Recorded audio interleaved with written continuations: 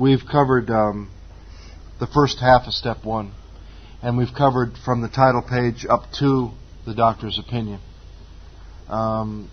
Since that, this morning, we've covered what happens after I take a drink, from the doctor's opinion to the top of 23, and what happens when I don't have any alcohol in my system at all and I go back to the first drink. We've covered the body and the mind, the physical craving and the mental obsession. Knowing who they were writing this to, and that things need to be repeated in lots of different ways, which was a principle that Bill used a lot. On page 44, you'll find that he repeats the same 2 pertinent points they've just spent 53 pages getting across. And I say 53 pages because we've covered about 10 pages in the doctor's opinion and 43 pages that were numbered. So in 53 pages in the preceding chapters, you've learned something of alcoholism. I would like to take that one step further and say I hope you've experienced your own alcoholism.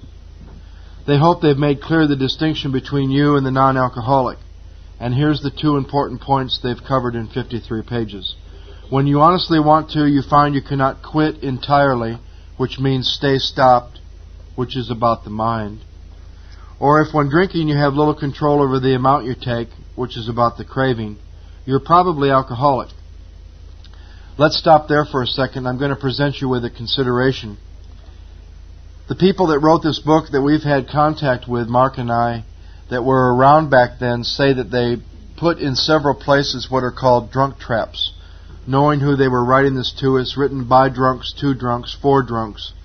They put here in several places drunk traps.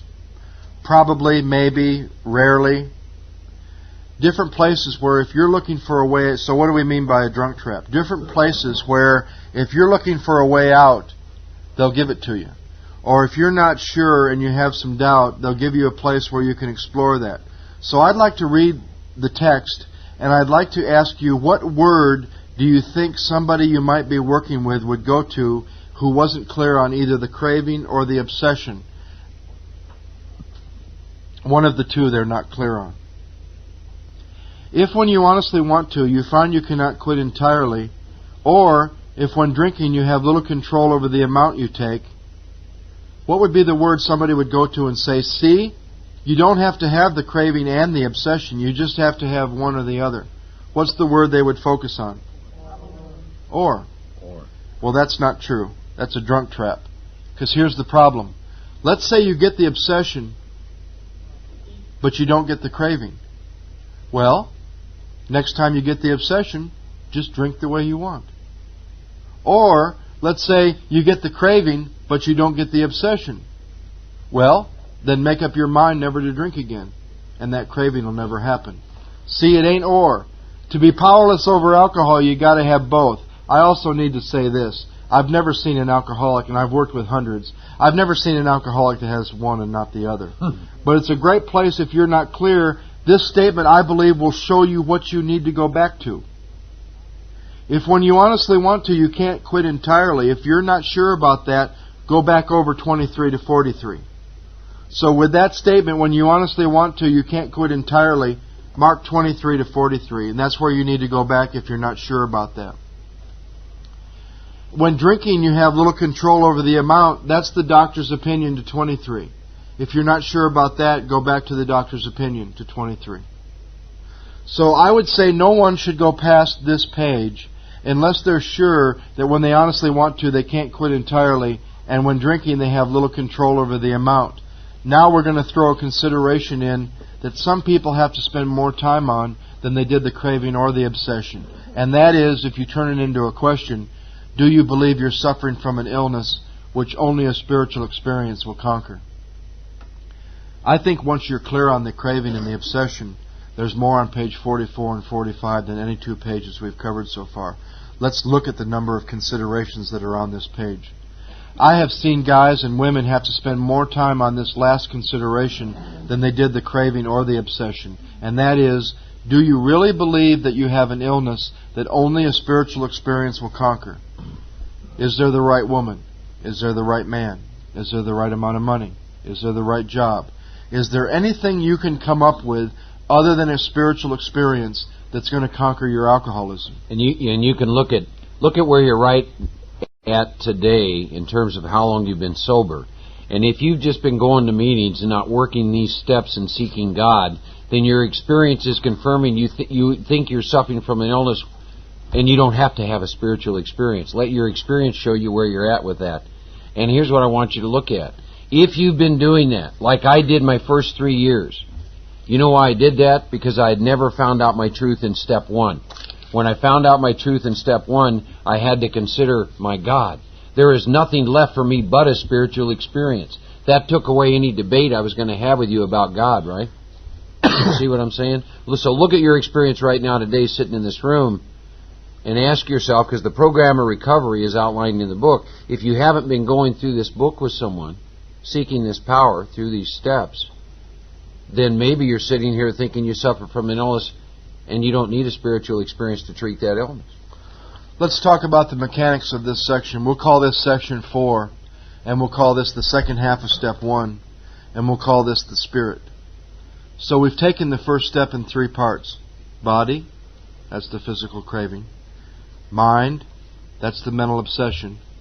That's the powerlessness, the first half of step 1. We admitted we were powerless over alcohol, bodily and mentally. Dash, that our lives have become unmanageable, spiritually. This is the spiritual malady.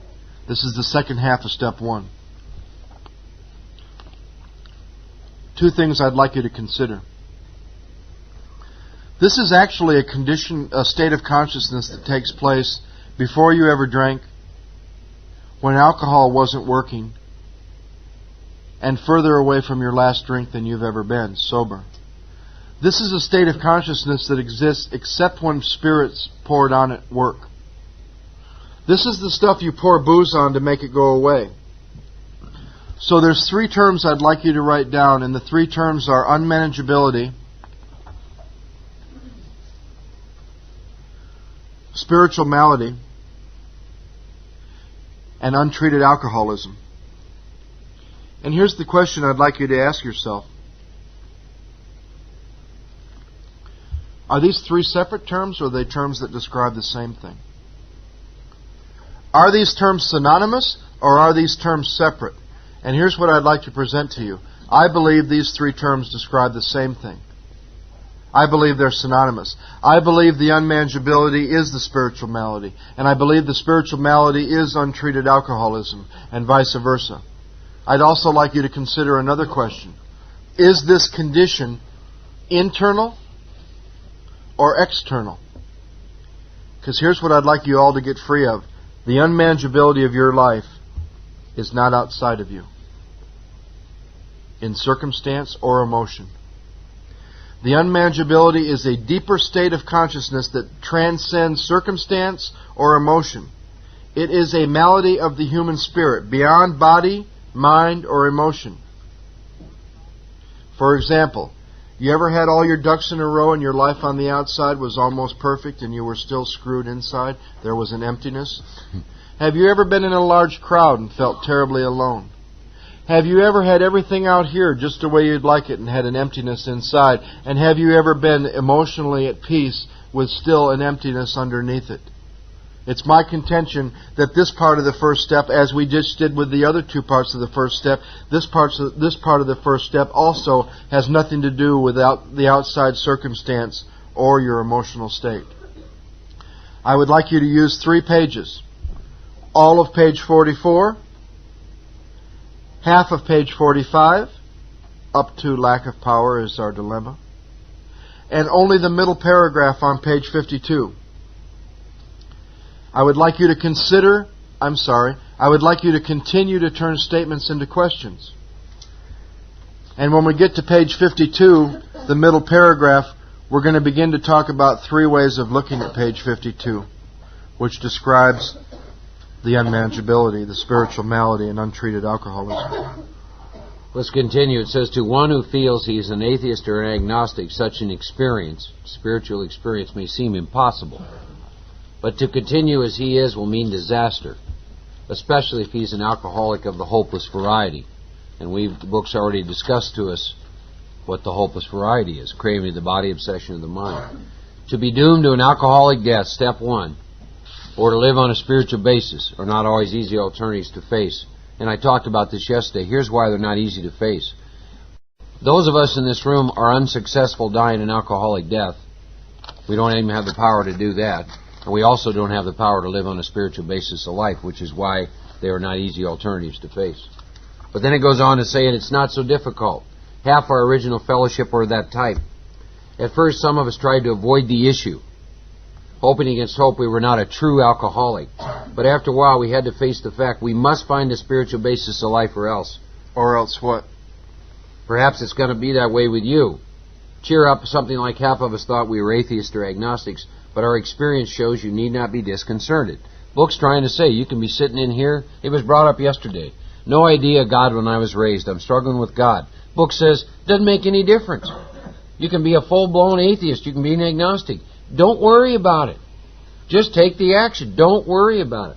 Goes on to say, if a mere code of morals or a better philosophy of life were sufficient to overcome alcoholism, Mark would have recovered long ago. But Mark found such codes and philosophies did not save Mark, no matter how much Mark tried. Highlight that. Mark could wish to be moral. Mark could wish to be philosophically comforted. In fact, Mark could will these things with all his might, but the needed power was not there. Mark's human resources, as marshaled by Mark's will, were not sufficient. They failed utterly. So I go back into my experience and say, is this true? Is this true? Lack of power, that was Mark's dilemma. Is this my truth, based on my experience? Mark has to find a power by which he could live, and it's got to be a power greater than Mark. Obviously, well, where and how is Mark to find this power? Well, that's exactly what this book is about. The main object of this book is to enable Mark to find a power greater than Mark, which will solve Mark's problem. Mark doesn't solve Mark's problem. He goes in search of a power to solve his problem. And this power will show him how to live. That's an interesting statement. How many of us have turned this program into a program where enabled us to find a power greater than ourselves so we could solve our problems? It doesn't say that. It says the main object of this is to enable you to find a power greater than yourself which will solve your problem. The power solves my problems, not me. I don't acquire power so I can solve my problems. Let's go back to the top of 44 again and look at the number of considerations that have to do with powerlessness and unmanageability that we didn't touch in the first 53 pages. First, they start with the two that we did touch, and that is when you honestly want to, you can't stay quit. You can't stay stopped because of your mind. And when drinking, you have little control over the amount, which is about your body. Those are the two that I've conceded to in the previous 53 pages. But now let's look at how much deeper it goes. When I honestly want to, I can't quit entirely. And when drinking, I have little control over the amount. But now I have an illness which only a spiritual experience will conquer. And having faced that, I only have two alternatives: to die an alcoholic death or to live on a spiritual basis. And I can't pull either one of those off. Isn't that really pretty powerless when you can't pull off the only two choices that you have left? And what do I mean by that? No one in this room has been successful at dying an alcoholic death. We're not the ones that are successful. This room is not filled with success stories of those that are able to die an alcoholic death. They're the ones that aren't here. They're dead. So we're failures at dying. Also, the other alternative is to live life on a spiritual basis. We're also the failures at that. Because if everyone in this room could self-will their own spiritual growth, we'd all be doing a lot better than we are at this point. Several of us would have led a group of you off to Israel or someplace by now, right? So my only... Jonestown. Hawktown, right? Joeytown. Right? My only two alternatives, I can't pull off either one. That's why they're not easy to face. We're failures at living, we're failures at dying.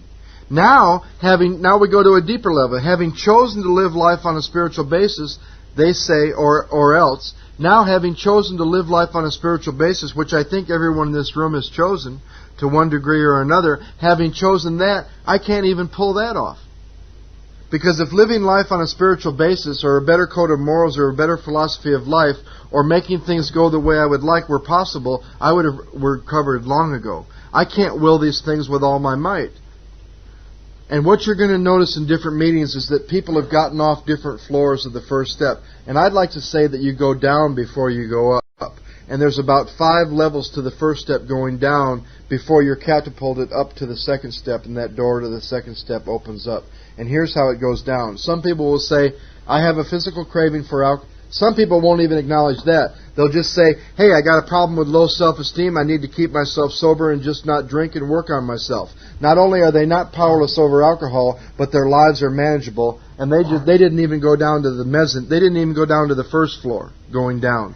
Some people will then concede to, well, I got a physical craving, but I just don't drink no matter what. And they went down 1 floor, but they got off on seeing the physical craving. They got off the elevator. It goes no deeper than that for them because they can keep themselves sober. Then some people will say, I have a physical craving for alcohol and a mental obsession, but now that I know that, I can keep myself sober. And they went 2 levels down, but now they can keep themselves sober, and they got off the elevator. Then some will say, I have a physical craving for alcohol and a mental obsession which confines me to drink again, and in and of myself, on my own power, I'll drink again. But I can make this spiritual experience happen the way I'd like it to. And they talk about surrender like it's something they can make happen. All I need to do is surrender so I never drink again, because I have a physical craving and a mental obsession which confines me to drink again. They got off on like the 3rd floor. And now it's going down the page. It's going down the elevator. Now they'll say, I have a physical craving for alcohol. I have a mental obsession which confines me to drink again. And what I need, because I only have 2 alternatives, to die an alcoholic death or to live on a spiritual basis, is to live life on a spiritual basis. And I can't even make that happen, because lack of power is my dilemma. And they've seen the entire first step. Then you think you've done well in admitting all that, because, see, they get to our real problem. Whether it's bodily, mentally, emotionally, or spiritually. Whether it's keeping myself sober now that I've stopped, controlling it once I start, making a spiritual experience that I desperately need happen, or managing each area of my life, what's my real problem? Lack of power. This is a condition, and you can mark that, and you can circle it, and you can underline it, and you can put parentheses and exclamation points. That is a condition of body, mind, emotion, and spirit that a lot of people do not want to admit even exists, that it's even possible. It is a state of consciousness, lack of power. Bodily, I can't control booze once it's in my system. Mentally, I can't keep myself stopped from that first drink. Emotionally, I can't control my emotions. And spiritually, I cannot make the very experience I need, the only thing that's going to save me, happen on my own power, because lack of power is my dilemma. Then you think you've done well in admitting all that. You've gone all the way down to the bottom of the first step, and they say, now that we've got you down here, and you see that in each of these areas, bodily, mentally, emotionally, and spiritually, lack of power is my dilemma, we're going to go to the middle of page 52, and they're going to take you through every area of your life. Make a quick note where the book says, where and how are we to find this power? Write page 55 in there. Now let's go to page 50. Where and how?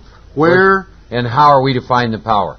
If lack of power is our dilemma, and the book says it's going to tell us where and how, and that's obvious to you, then you need to. I'm trying to point out to you where it's going to tell you you're going to find the power and how you're going to find the power. I think it's important to know that. If lack of power, it's on page 55. It's where it's going to tell us. Now let's go to. We'll get to that. We'll get to that in a sec. In the second step, they will answer their own question from 40. Where and how? Yeah. On page 45. She means where's the question? 45, not 55. The paragraph starts off, lack of power is our dilemma, but we had to find a power by which we could live, and it had to be a power greater than myself, obviously. But where and how are we to find this power? They'll answer that when we get to the end of step 2. Now, let's go to page 52. Middle paragraph. Now, as we read this, I want you to consider some things Joe talked about. Here's what I want you to consider. This paragraph is going to describe unmanageability, and what we all need to consider is that it is an internal condition, and nothing external will ever treat it. Nothing external will ever treat it. Money won't treat it. The right man or woman won't treat it. The right job won't treat it. The right house won't treat it. Living in the right state won't treat it. I mean, we were just kidding Susie about this yesterday. She still has some old ideas about what's going to treat this. You see? That's a continual journey, stripping away old ideas about what you think is going to treat this. So now let's see what it says. Mark has to ask himself why he shouldn't apply to his human problems this same way as to change his point of view. As he takes us through this the first time, let's look at this paragraph in relationship to you on your own power. So before each time he takes us through an area of our life, he'll say, on my own power can I... Okay. So on my own power, am I having trouble with personal relationships? On my own power, can I make personal relationships go the way I want them to? On my own power, can I control my emotional nature? On my own power, am I a prey to misery and depression?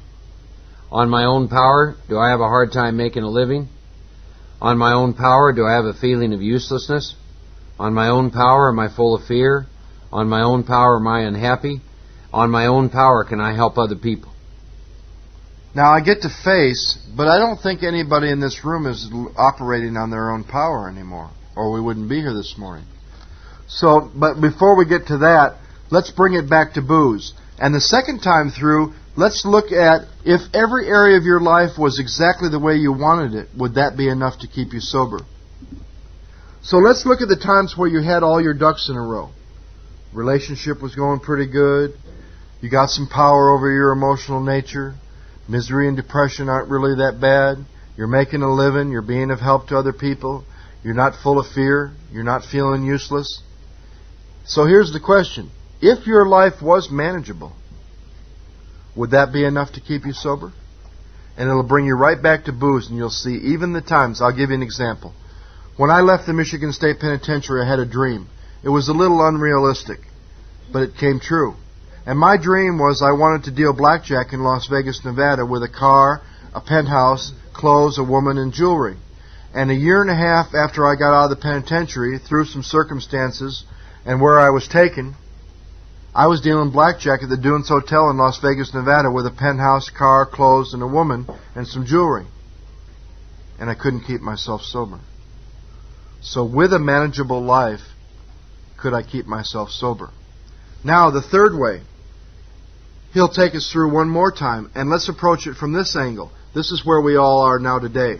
See, I got to make all three parts of the first step current, or they'll only be fond memories.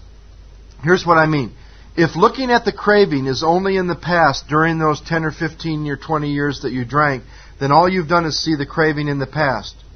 You must bring the craving into the present by answering this question. Do you believe that craving would happen to you today if you were to take a drink? Then we started looking at the obsession, and I don't want it to just be a fond memory of what used to happen 13, 20 years ago when I drank. I want it to be, do I believe that obsession could happen today? Now with the unmanageability, and here's the one that kills me, and I don't like to say this, but here's the way to look at the middle paragraph on 52 to experience the unmanageability currently in your life today. Here's the way to approach it. With the power and grace of God that I've been given up to today, what do I do with each area of my life with power? So, with the power of God, what do I do with personal relationships? Over any considerable period of time, I run them into the ground. And with God. And consider the relationship with yourself, not just outside yourself. What kind of personal relationship are you having with yourself and God today?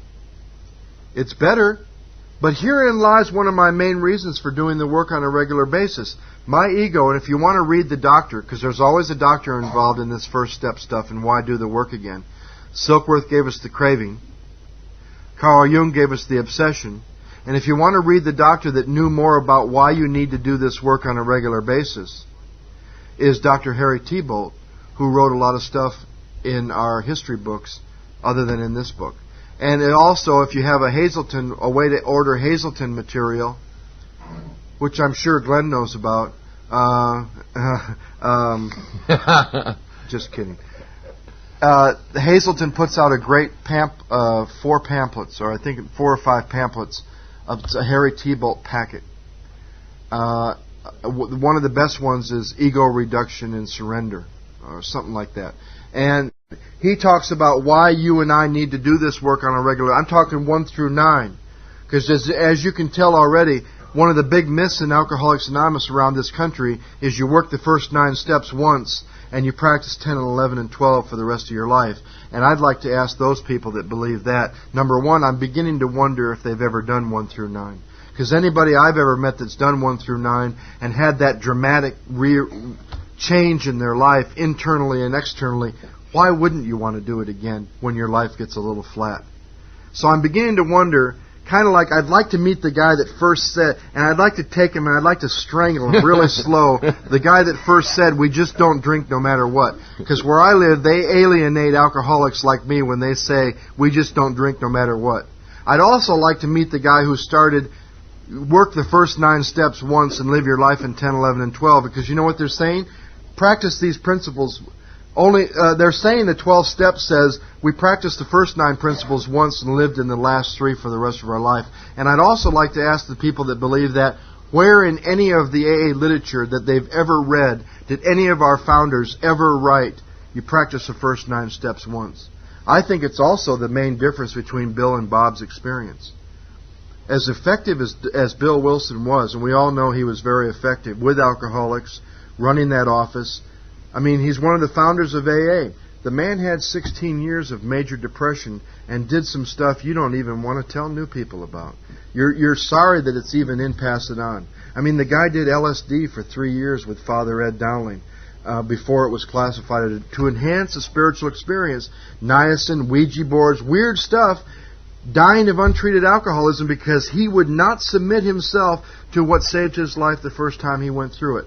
Dr. Bob, on the other hand, because of Harry Tiebolt, who was a major influence on his life, continued to work and rework the first 9 steps on like our great grand sponsor in Chicago, Paul Martin, written extensive articles for the Grapevine.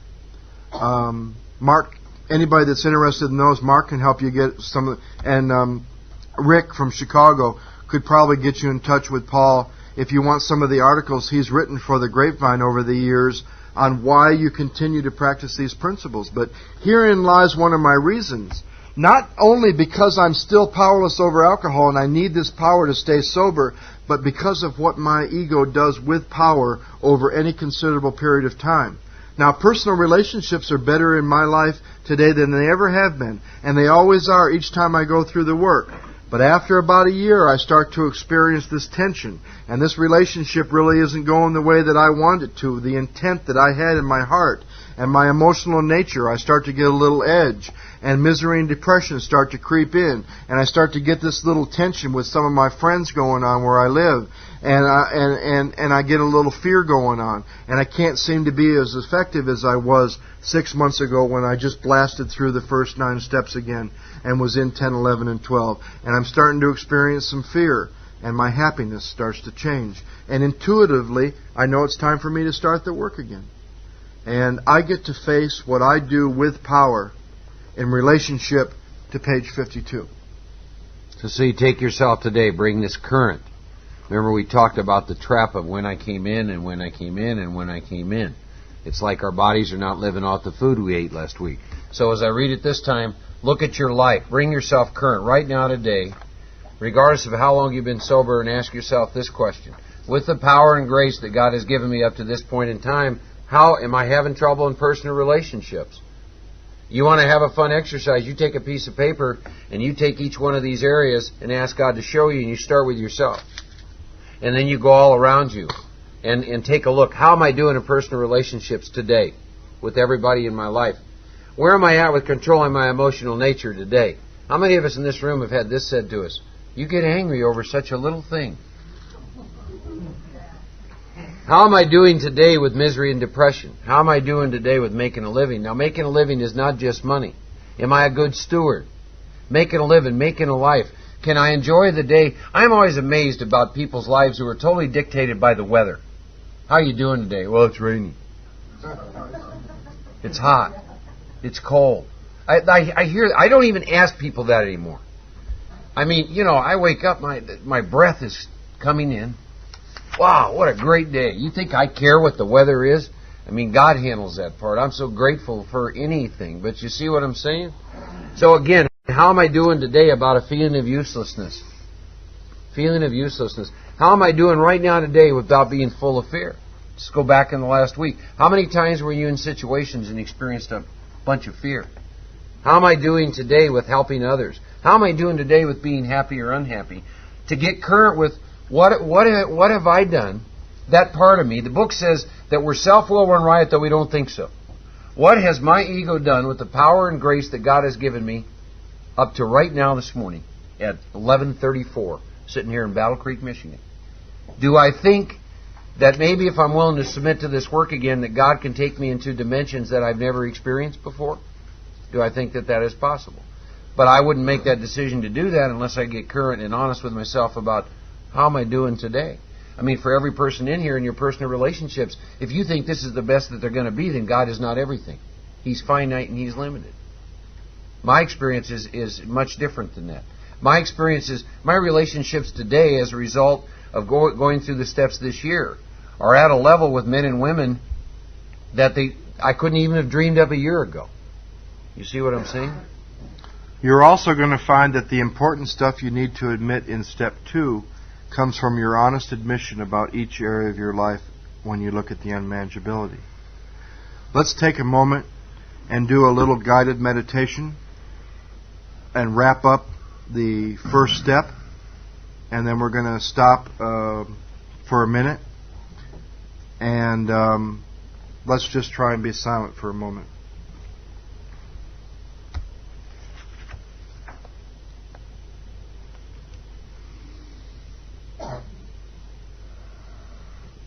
Does my experience abundantly confirm that once I put alcohol in my system, something happens which makes it virtually impossible for me to stop?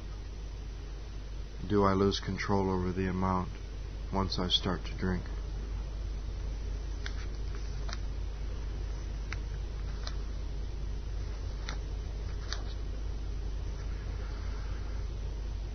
Am I convinced that at a certain time there will be no effective mental defense against the first drink,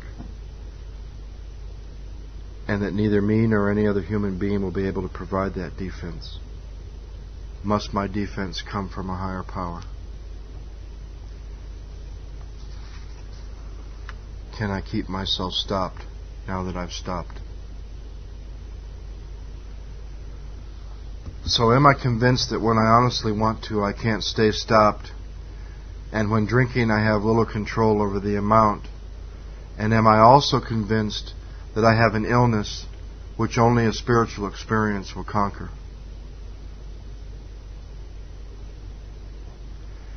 Having faced that, do I believe I have any other alternatives but to die an alcoholic death or to live on a spiritual basis?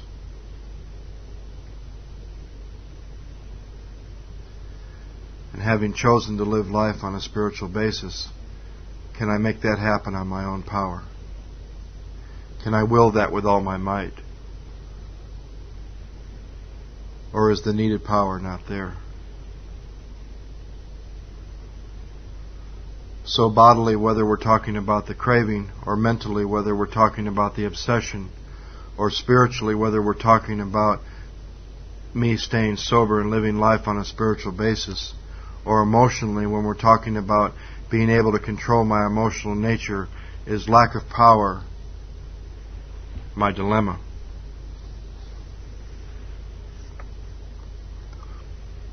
When taken to each area of my life, am I having trouble with personal relationships on my own power? Can I control my emotional nature? Can I make misery and depression go away on my own power? Can I make a living that's satisfactory to me on my own power? Can I make uselessness, the feeling of uselessness, go away on my own? Can I make fear disappear? And can I on my own power make myself happy? And can I on my own power make myself of real help to other people? And if each of these areas was exactly the way I wanted them to be, would that mean I would be able to keep myself sober? Or even with all my ducks in a row and the manageability in my life, and when things have been going the way I want, I still drink.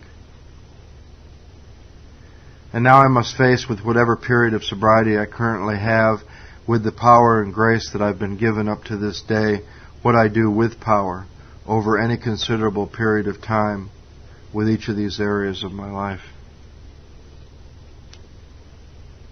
And I see my need for power. Amen.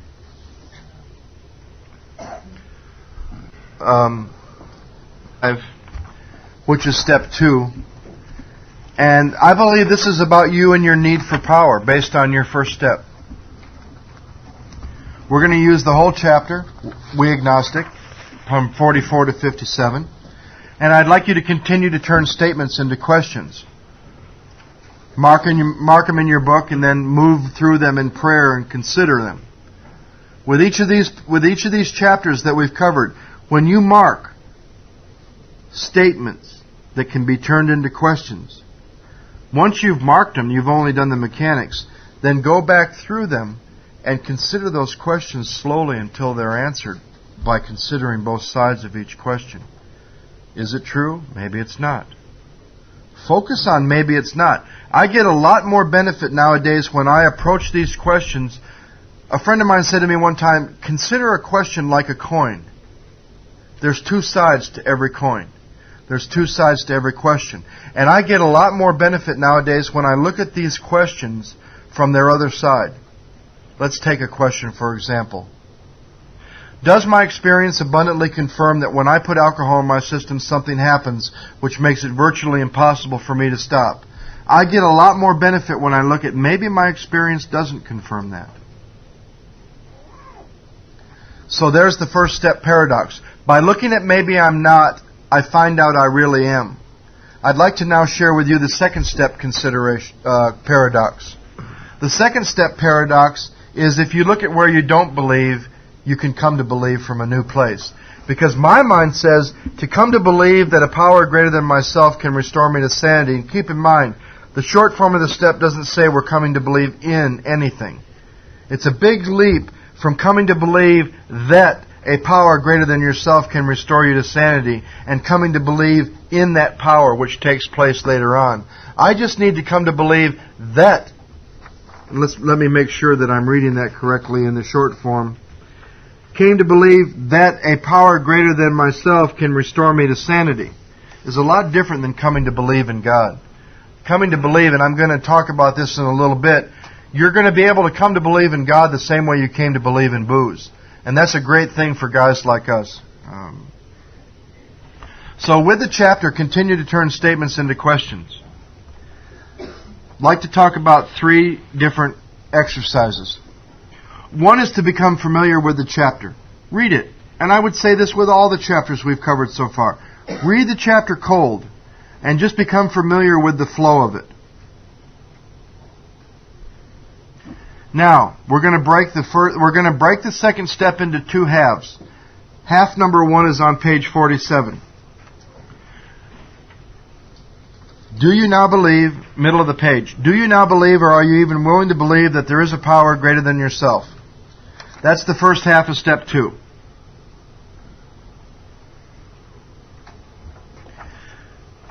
Now, to work with that consideration, you'll find that you can go through the entire chapter and you're going to find words and statements that help you face where you don't believe, so you can come to believe and answer this question. I'm talking about words like doubt and skepticism and prejudice, honest doubt, worship of other things, worship of people, worship of sentiment, worship of money, worship of yourself. It's even going to say that some of us in this room objectively are faithful to the God of reason. We worship our own minds. We think that our thinking is the beginning and the end of all. Nothing more exists than I think.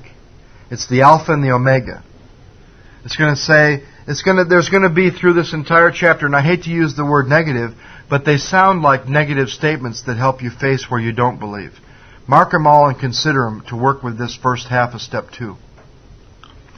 Then, we're going to find the second half of step 2 on page 53. Once you see your alcoholic crushed by a self-imposed crisis, you can no longer postpone or evade. You have to fearlessly face this proposition, the second half of step 2. God is either everything or He's nothing. God either is or isn't. What is your choice to be? So one is a question that needs to be answered, the first half of step 2, and one is a choice that needs to be made. I'm going to give you an exercise that will help you consider the second half of step 2. Go through the entire chapter and look for words or statements that take you from your simple willingness to believe to choosing everything or nothing. By that I mean when you're working with the second half of step 2, this choice, God is everything or nothing, He either is or He isn't. In working with that consideration, go through the entire chapter and mark things that say things like, as soon as He's willing, He's well on His way. This childlike faith was the mainspring of His accomplishment. There are more positive statements that say, now that you've done the first half of step 2 and you're willing, here's how you take that last giant step to choosing. Because I'll tell you, it's a big step, this leap of faith from bridge to shore, this last mile. It's a big step to go from like being willing to willing to believe that there is a power greater than yourself. That first half of step 2, to choosing God as everything. And you'll find both of these exercises helpful in making each of these considerations. Let me turn to page 45. I'm going to just go over some things. Last paragraph. It says, we know how this person feels. We've shared his honest doubt and prejudice. And circle the word prejudice. You're going to find that word in here 6, 7, 8 times. And they're finally going to reach a place in we agnostics where they beg you to lay aside prejudice. And again, it means preconceived thought or opinion. Any old ideas I may have about this power, this God. Goes on to say some of us have been violently anti-religious. To others, the word God brought up a particular idea of Him with which someone tried to impress us during childhood. Perhaps we rejected this concept because it seemed inadequate. With that rejection, we imagined we'd abandon the God idea entirely. We're bothered with the thought that faith and dependence upon a power beyond ourselves is weak, even cowardly. Now the middle paragraph, page 46. Yes, we of agnostic temperament have had these thoughts and experiences. So I say to myself, is this me? You put your name in again, and of course they were talking to me. Now again, I'm going to give you some more promises. Let us make haste to reassure you, Mark.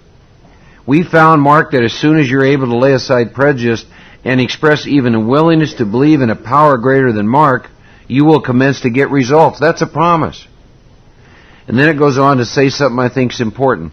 Even though, Mark, it is impossible for any of us to fully define or comprehend that power, and they tell me what that power is, which is God. Mark, much to your relief, you're going to discover you don't need to consider anybody else's conception of God. Your own conception, Mark, however inadequate, is going to be sufficient. Now this statement's a promise. Is going to be sufficient to make the approach and effect a contact with Him. Whatever my conception of God is, the promise is that I'll be able to effect a contact with Him.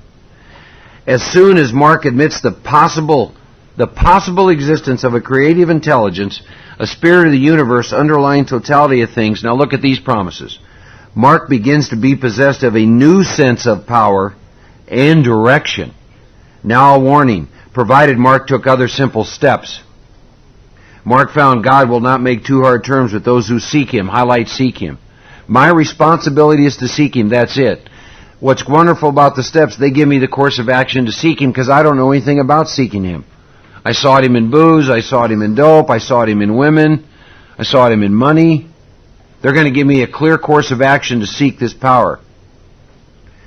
And it goes on to say, to us the realm of the Spirit, broad, roomy, all-inclusive, never exclusive or forbidding, to those who earnestly seek. Look up the word earnestly. It is open, we believe, to all men. Page 47, when therefore, Mark, we speak to you of God, we mean your own conception of God, including the atheist. This will apply, too, to other spiritual expressions, Mark, you'll find in the book. Do not let any prejudice, third time it's used that word. Mark, do not let any prejudice you may have against spiritual terms deter you from asking yourself what they mean. Now here's another promise. At the start, which is where we're at, this is all Mark needs to commence spiritual growth. Let me tell you the journey in the world of the Spirit through the steps. In the second step, I will commence spiritual growth. When I am done with the fifth step, the book says, Mark, you've had certain spiritual beliefs, but now you begin to have the spiritual experience. And when I get to the 10th step, it says, Mark, you've entered the world of the Spirit. So at the start, this is all Mark needs to commence spiritual growth. Now look at this. To affect Mark's first conscious relationship with God. It's not talking about a belief. A conscious relationship with God as Mark understands God. Now I'm down to the question. Mark needs to ask himself but one short question. Mark, do you now believe, Mark, or are you even willing to believe that there is a power greater than you? Now look at the promise. As soon as Mark can say that he does believe or he's willing to believe, we assure Mark he's on his way. What's going to be asked is, are the stones properly in place? How many of you have been sitting in AA and you never knew that the second step was the cornerstone of your whole program? Nobody raises their hand. I don't find that hard to believe. You got to know the stones. The third step is the keystone. You better know what they mean. Because when you get done with the fifth step, here's the question. Mark, are your stones properly in place? If you don't know the second step's the cornerstone, you didn't answer that question, did you? And if you don't know that the third step is the keystone. Definition of cornerstone is a stone at one of the corners of a building's foundation. It is the fundamental basis of something. So the second step is my cornerstone of this spiritual arch through which I shall walk a free man or a free woman. You have any comments on the first half, this step? I thought for a long time, because I have a very logical mind, I had too much left when I got here, okay? I thought I was going to think my way to God. And logically, you would think, and they even do it in Southern California, when somebody's taken the first step, their sponsor will have them go home and to look at powerlessness, you're going to write where you were powerless in your life. And I found they took what I thought was logical. Gosh, to admit that you're powerless, you should go look at where you're powerless. No, the spiritual way of life says, no, let's look at maybe you're not, to find out you really are. And the more that I kept pushing the envelope, the more that I kept trying to face, maybe that craving doesn't happen, the more it would push me to a deeper realization that that craving does happen.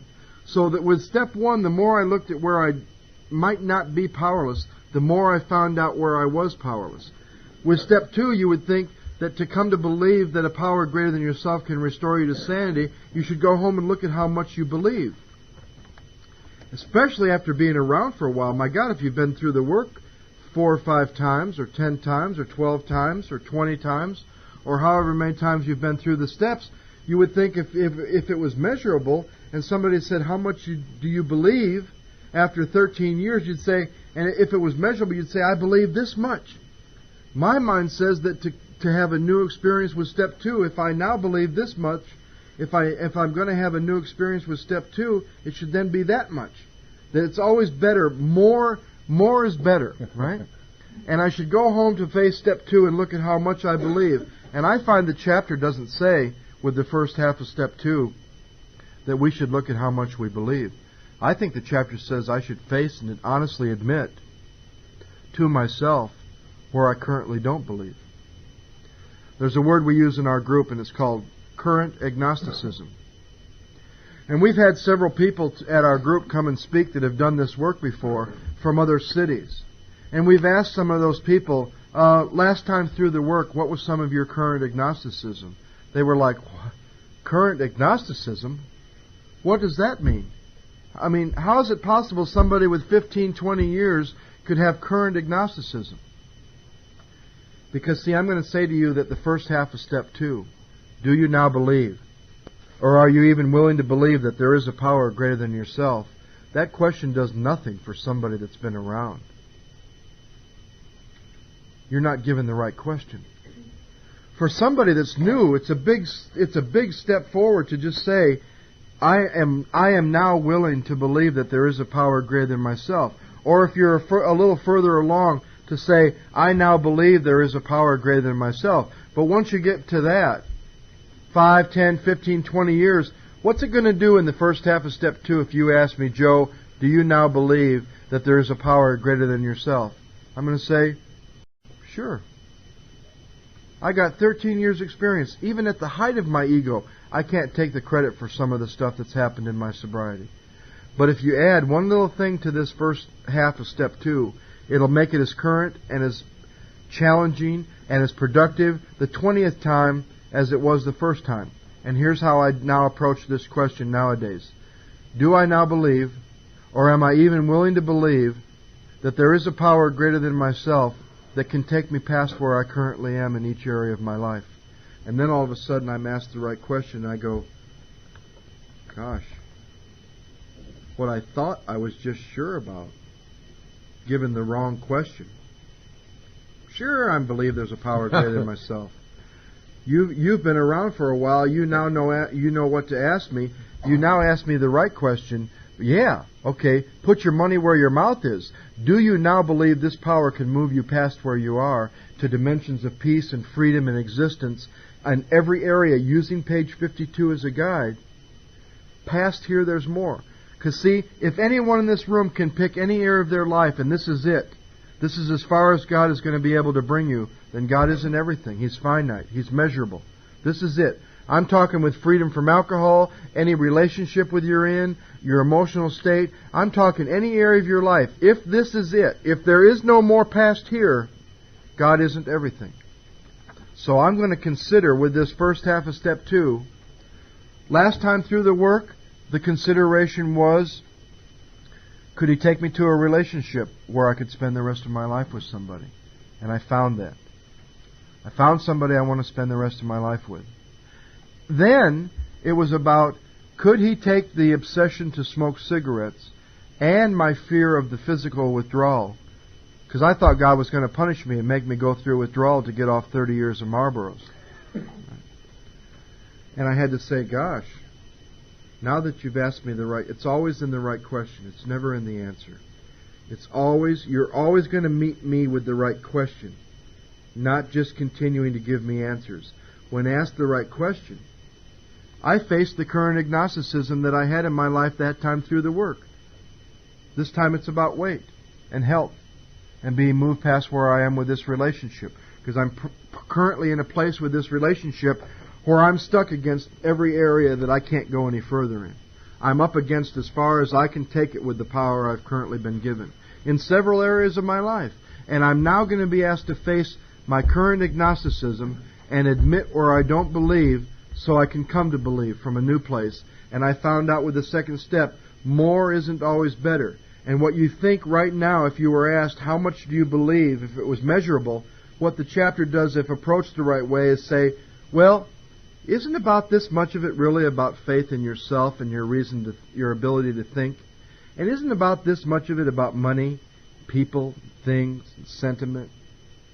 And isn't about this much of it really doubt and skepticism? And what I thought at the beginning of step 2 was, I believe this much, was literally torn down to where I see it's about this much pure belief. And that's really only based on willingness. And I get to move from where I am because I honestly admit if you're in Malibu, California, and you're trying to get to Palm Springs, and you think you're in Santa Monica, you're not going to get to where you want to get because you don't know where you're starting from. You must admit where you are with each of these steps to get moved past where you are. And when I'm at the beginning of step 2, having just seen the first step, if you give me the right question, do you now believe, or are you even willing to believe, that there is a power greater than yourself that can take you past where you are in every area of your life on page 52? Then I get to face my doubt, and I get to admit the truth about my current agnosticism. I'm going to give an example based on this time through the steps. I'll take the area of personal relationships. That's a good one. And I'll talk about one thing that happened in terms of myself in a relationship with someone else. On May the 9th, I weighed 240 pounds of this year. And at best, I could exercise for maybe 10 minutes. What I will tell you today is that I weigh about 194 pounds, and yesterday I went and I ran for an hour. I will tell you that my blood pressure was 140/90 then, and now it's 120/72. I will tell you that my resting pulse then was 70, and I'll tell you today it's 44. Now, I'll take another relationship outside of the one with myself. And that is that I've been in and out of a marriage for 4 years. Some of you understand that. You get together for a while, separate, get together for a while. And this time through the work, I'll tell you what I was shown, is that woman and I were supposed to have been friends, which was an intuitive thought I had when I first met her. And we took it somewhere it wasn't supposed to go, and we were able to sit down and both reach agreement on that. And we're getting divorced, and we're developing the friendship we probably should have had to begin with. Okay? Are there dimensions that I can be taken to that I don't know exist? Yeah, absolutely. In every single area of my life. There's 4 parts to my being: spiritual, emotional, mental, and physical. And every time through the steps, God takes me into dimensions I never knew existed. Okay? Those are just 2 examples. I could go on and on this time through the work of what He's done with me in terms of being a steward of His money. I could go on and on about my relationships with people I work with. I could go on and on about my relationships with men and women. You see, there are dimensions. And when He talks about current agnostic belief system, if this is the best it is for every one of you in this room, then you're limiting the power of God. If I earnestly seek Him, I know that He can take me further in every area of my life than I've ever been before. Yes, we of agnostic temperament have had these thoughts and experiences. What do people think? That's only true the first time you go through step 2? Like you're only an agnostic once? Right? You're only a virgin once, but you're an agnostic on a regular basis. Right? As soon as we're able to lay aside prejudice and express a willingness to believe in a power greater than ourselves, we commence to get results. Here's the one that lets us thinkers off the hook. Even though it's impossible for any of us, that includes me, to fully define or comprehend that power which is God. If I could figure God out, I'd be God. And that also lets us off the hook, those that can't think so well. You don't have to think your way to God. You don't have to fully define or understand or comprehend that power which is God. A lot of people take the step based on God as I don't understand Him. And I think the more you get free of understanding, and the more you get free of concepts and words to define God, the more you let Him out of the box to really be everything. I mean, think how arrogant it is for someone to sit down and say, Mark, I really know the only true God. Think of the arrogance of that. Let me ask this question. Turn to page 49. How many in this room have some prejudice against organized religion? Every one of you better raise your hands. I want to read something out of the big book of Alcoholics Anonymous. We who've traveled this dubious path beg you to lay aside prejudice even against organized religion. We have learned whatever the human frailties of various faiths may be, those faiths have given purpose and direction to millions. People of faith have a logical idea what life's all about. Actually, Mark, you used to have no reasonable conception whatever. Mark, you used to amuse yourself by cynically dissecting spiritual beliefs and practices when, Mark, you might have observed that many spiritually minded persons of all races, colors, and creeds were demonstrating a degree of stability, happiness, and usefulness, which, Mark, you should have sought yourself. Turn to page 50. Instead, Mark, you looked at the human defects of these people, and you will sometimes use their shortcomings as a basis of wholesale condemnation. Mark, you talked of intolerance while you were intolerant yourself. Mark, you missed the reality and beauty of the forest because you were diverted by the ugliness of some of its trees. Mark, you never gave the spiritual side of life a fair hearing. Skip a paragraph. It says, on one proposition, these men and women are strikingly agreed. Every one of them has gained access to, now look at the order in which they give us these words. Every one of them has gained access to and believes in a power greater than himself. This power has in each case accomplished the miraculous. Now I want to go into this next paragraph because it's got some of the most powerful promises to me in this whole book based on my experience. Listen to what it says. Here are thousands of men and women, worldly indeed.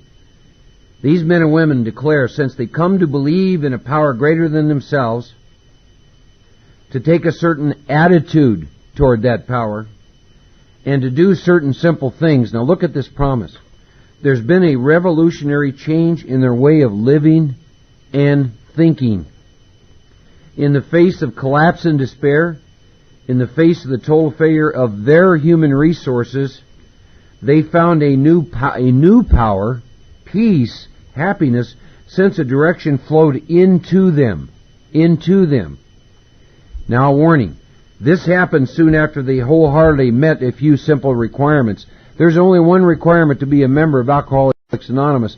There are a whole bunch of requirements if you want to seek God. Once confused and baffled by the seeming futility of existence, they show the underlying reasons why Mark was making heavy going of life. Leaving aside the drink question, Mark tells why living so unsatisfactory. Mark shows how the change came over Mark. I worked the steps.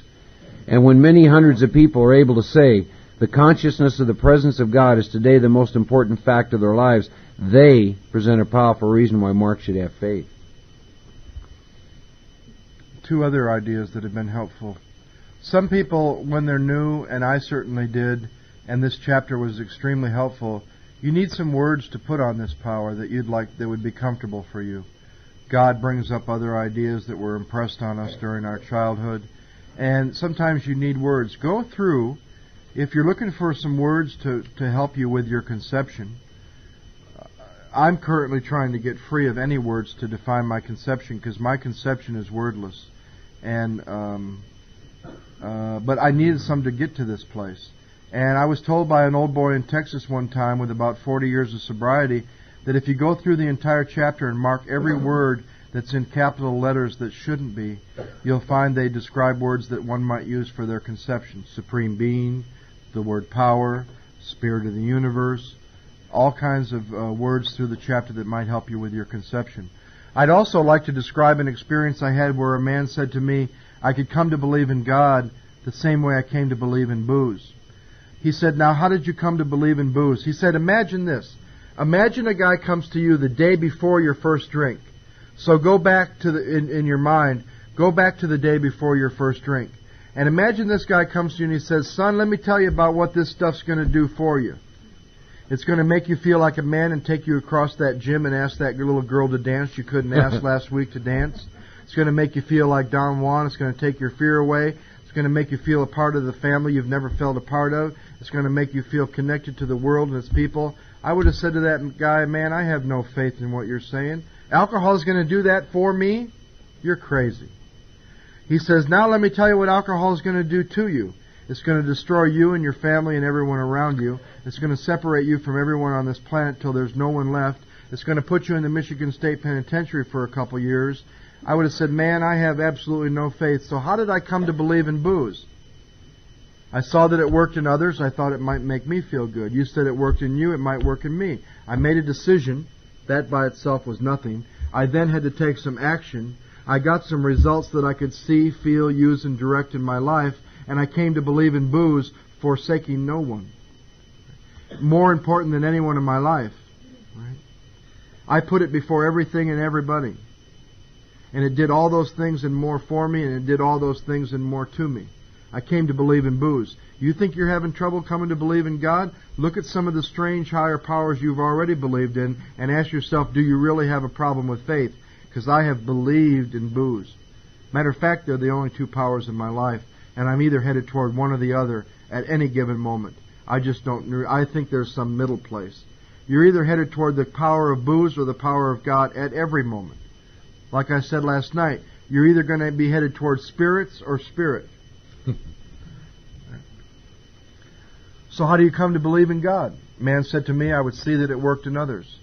I would come to believe that it's worked for you and maybe it would work for me. I'd make a decision at step 3. I'd take the action in steps 4 through 9. I would get some specific results outlined in the promises in those steps later on.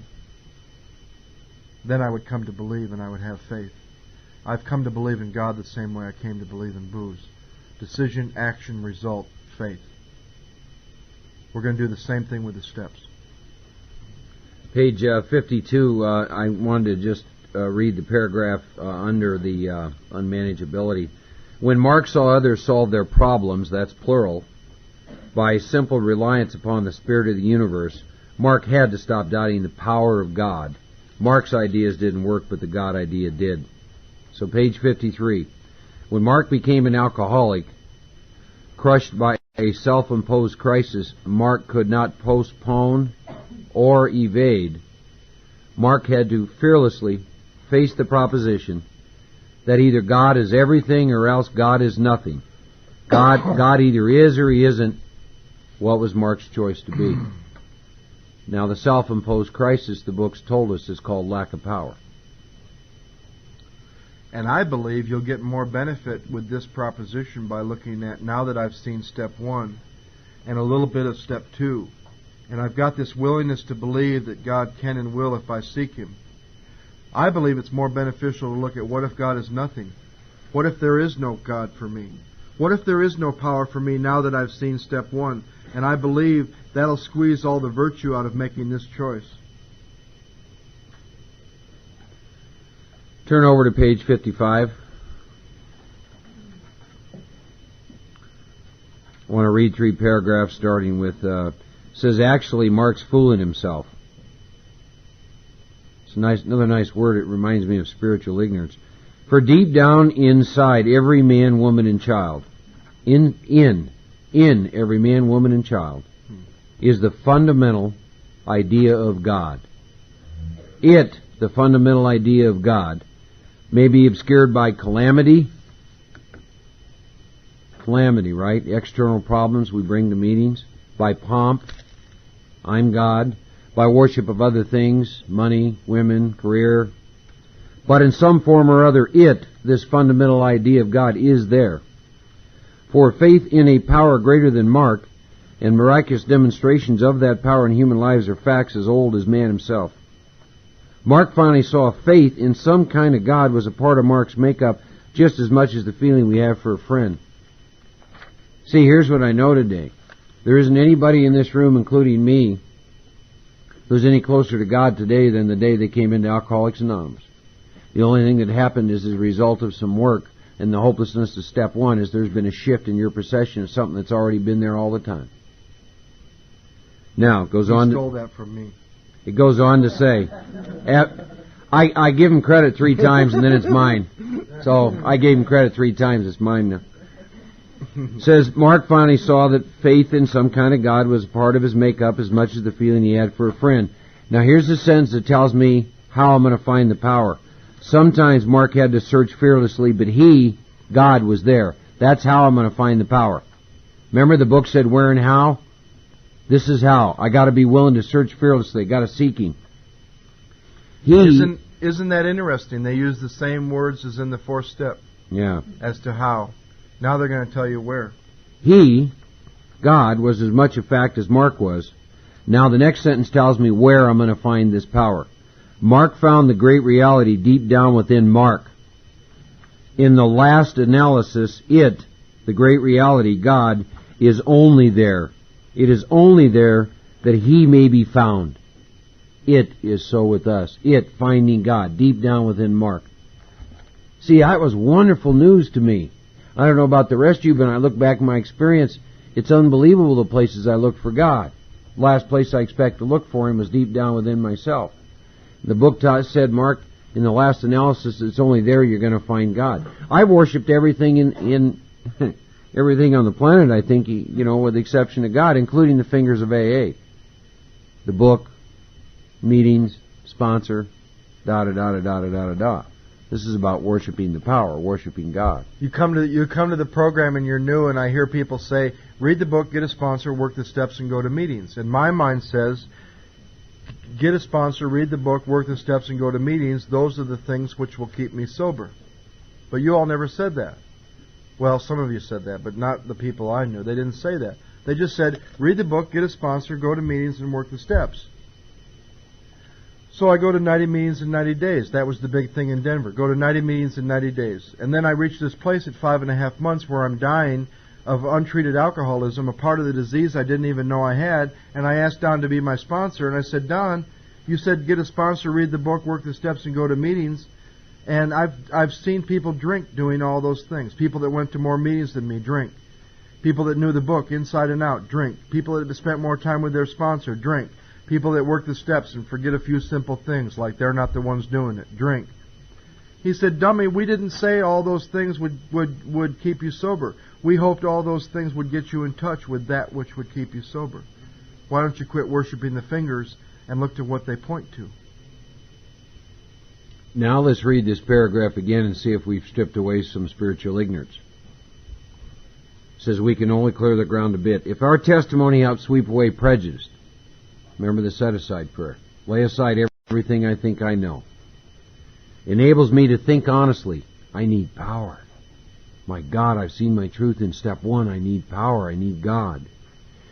It encourages me to search diligently within myself. Do the rest of the steps, because the journey is 4 through 9, starts inward and goes outwards. Now look at this. Then if you wish, you can join us in the broad highway. Look at this next sentence. With this attitude, mark, you cannot fail.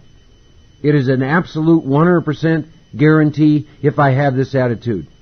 I've seen my truth in step 1. I'm willing to lay aside everything I think I know. I have faith that this program, if it worked for you, will work for me. With this attitude, Mark, you cannot fail, and here's why I can't fail.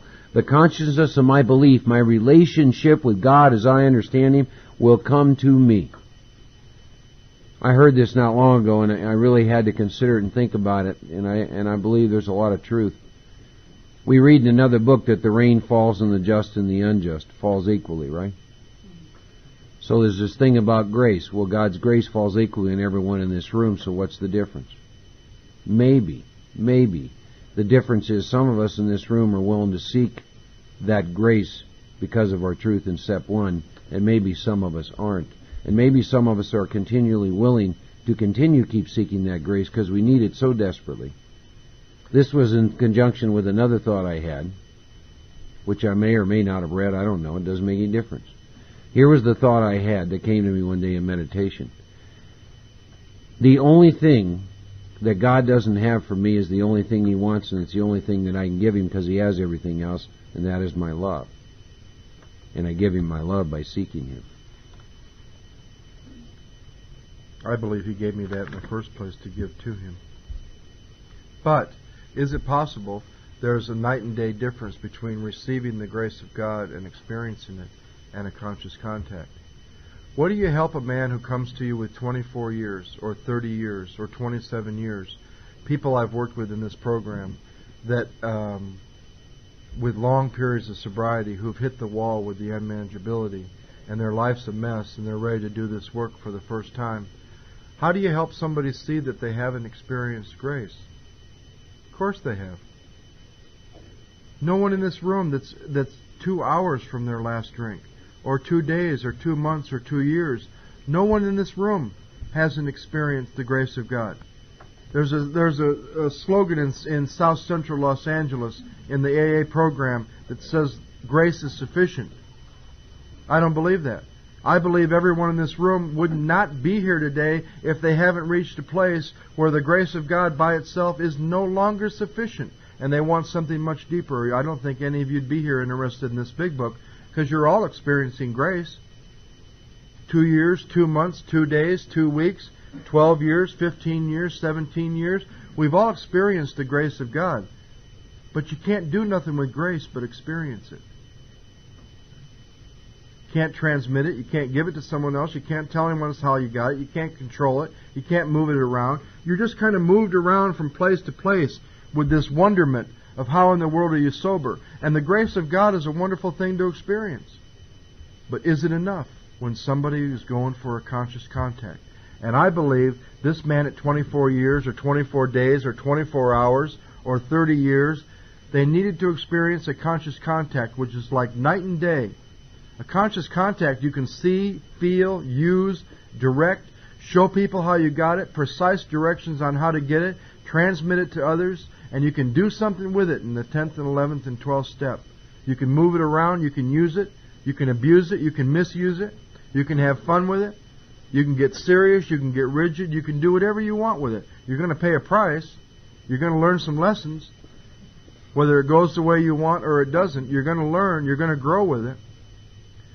But a conscious contact is night and day from having the grace of God in your life.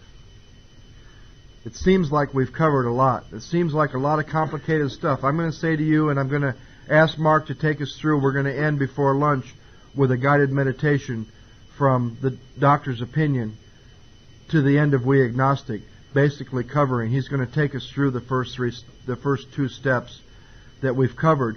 But I'd like to say to you, we've really only covered 5 major considerations.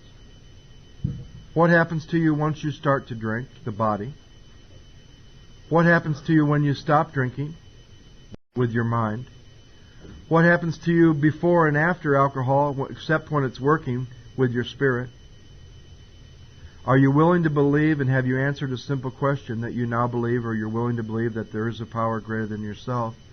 And are you ready to make a choice somewhere between the time we break for lunch and the time we come back, each in your own way, choose that this power is everything? Or to do the work from a place and take the third step based on God is nothing as a pure skeptic. It doesn't say there, if you choose God is nothing, you're bad and you can't go on. It says it's a valid proposition. There's people around this country that have done the work as a pure skeptic. Show me. Because I'm going to choose God as nothing, but I'm going to base the work, and I'm going to do the rest of this work based on that. To me, I've never chosen that.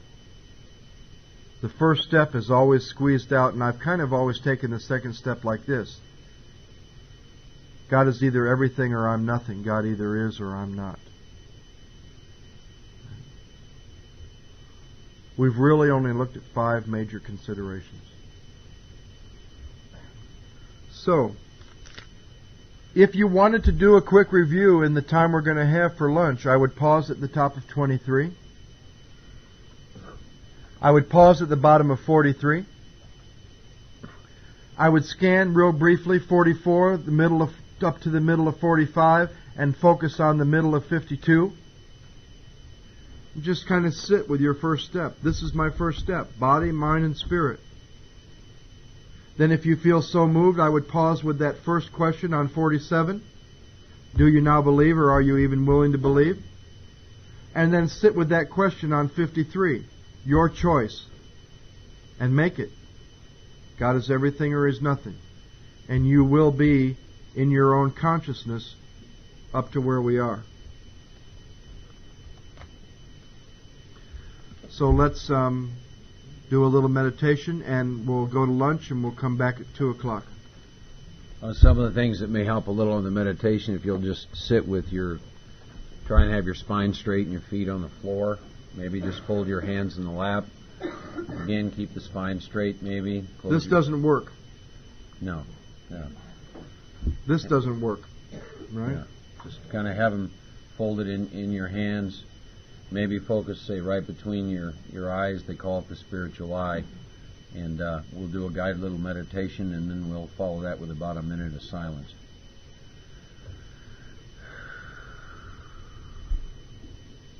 Heavenly Father, we thank you for bringing us together as a spiritual body.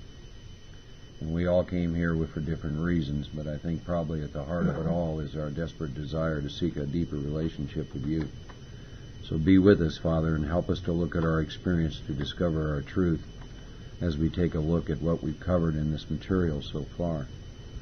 Father, we looked at the idea of step 1 about being powerless over alcohol and that our life is unmanageable. And we broke that down, Father, and the first thing that we had to look at was, do I have a craving for alcohol? Is it possible, Father, that I have an allergy for alcohol which dooms me from now till the day I die to never being able to control it? And then if I ever take as so much as one drink, Father, then the drink will take me, and I don't know where that is. Help me to go back into my experience, Father, and to see the truth of that. And then, Father, having looked at that, and maybe having looked at my experience and seen the truth of that, and knowing that it abundantly confirms it, maybe my experience also shows me, Father, that even knowing that, I don't have the power to stay away from a drink. And that maybe, Father, that the main problem I have centers in my mind rather than in my body. And maybe, Father, that I have lost control when it's in my body, and I've lost control when I'm sober, because I get driven back to it, regardless of want and need and desire. Let me go into my experience to once again experience the truth of that I have lost the power of choice in drink, that I have no mental defense against the first drink, Father, that there is no power in me to think through the drink, that I can't pull that up and muster that up if I think of consequences that I've suffered, Father.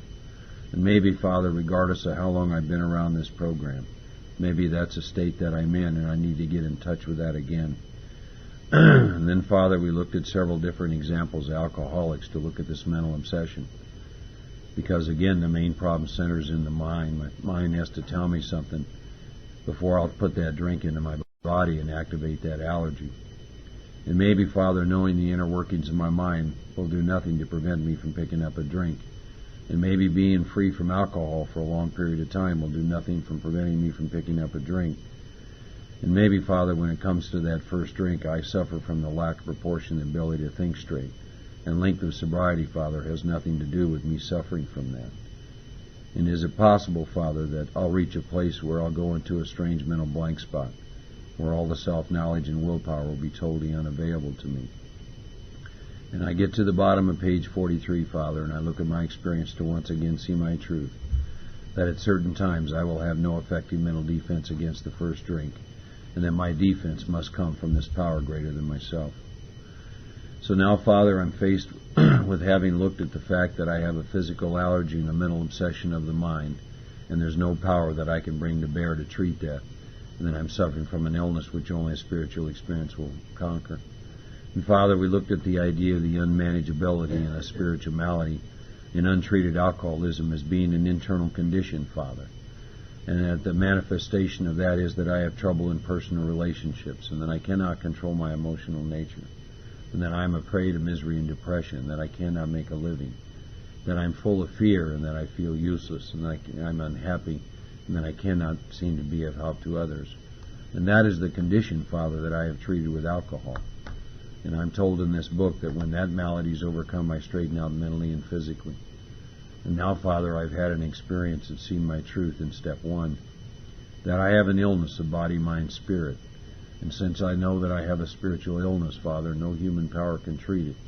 And that brings me face to face with the fact, Father, that I'm doomed to die an alcoholic death or live on a spiritual basis.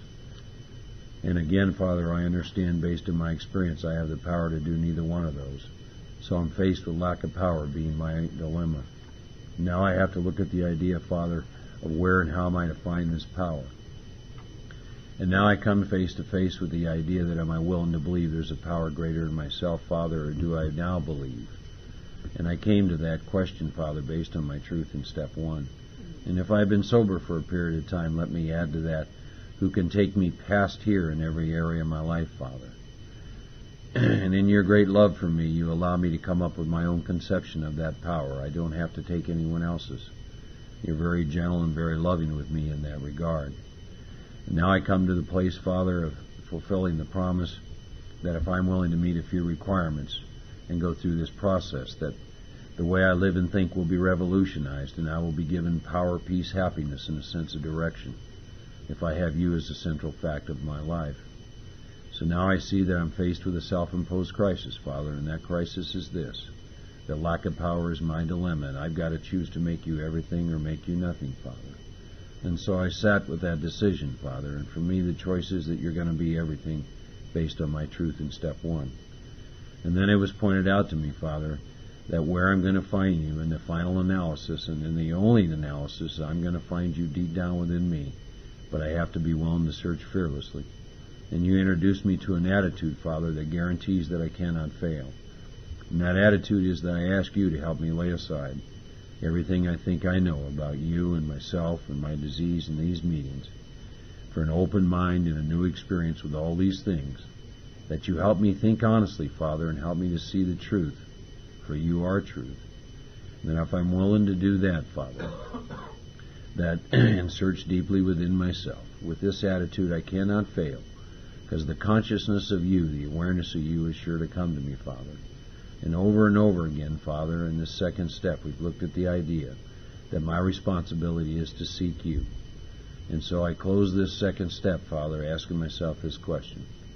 Based on my truth in step 1 and everything I've experienced up to this point in time, Father, am I willing to seek you? I know that the book says, and I believe it to be true, that if I'm willing to seek you and reveal myself to you, you will reveal yourself to me. Do I need you in my life, Father? Do I need the power? Amen.